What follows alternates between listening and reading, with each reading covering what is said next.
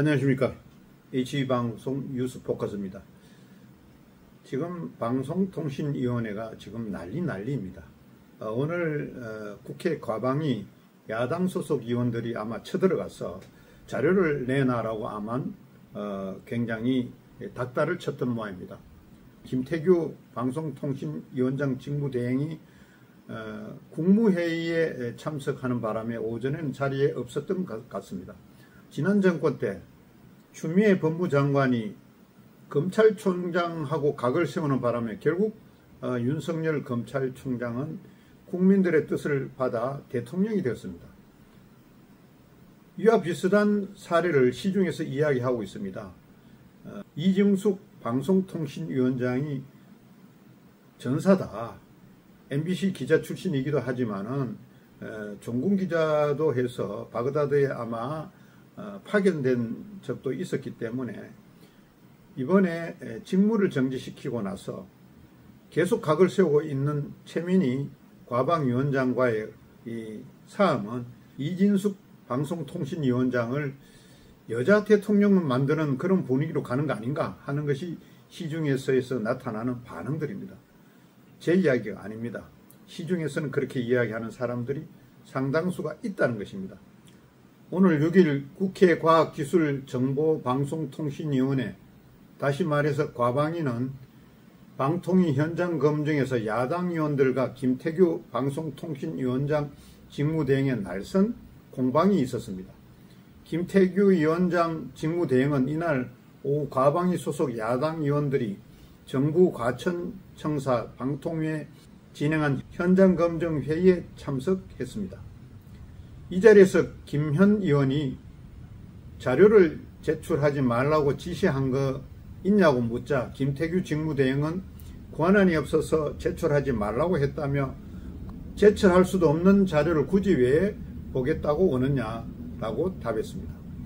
이어 김태규 직무대행은 이 회의 자체를 동의 못한다라고 날을 세웠으며 이에 김현 의원은 권익위로 돌아가라고 맞받아쳤습니다. 노정면 의원도 거기 왜 앉아 있느냐고 비꼬았습니다. 이에 김 직무대행은 지금 질문한 자세를 갖추었나 수십 명 끌고 와서라면 거강된 반응을 보였던 것입니다. 이러다가 마침 최민희 과방위원장은 저희가 보기에 김 직무대행 태도나 답변 그리고 회의를 인정할 수 없다는 일 등 현장 검증을 거부하겠느냐라고 물었습니다. 김 직무대행은 검증 절차를 진행한다면 동의하겠다라면서 다만 검증의 내용에 대해서 동의할 때는 상황에 따라 대응하겠다라고 답했습니다. 최 위원장은 국회 정관법 제12조에 따라서 검증을 방해한 자에 대해서는 3년 이하 징역 3천만 원 이내 벌금 부과한다라며 김 직무대행의 발언 중에 수십 명 끌고 와서 이런 부분 등은 라고 내용을 지적하자 김 직무대행은 취소하겠다라며 사과했습니다. 그러면서 그는 원만하게 일을 처리하고 싶다라며 우리 직원들에게 함부로 지시하지 말라고 당부하기도 했습니다. 이날 오전에 진행된 현장 검증에서는 야당 의원들은 김 직무대행이 참석하지 않는 것에 대해서 불만을 제기했습니다.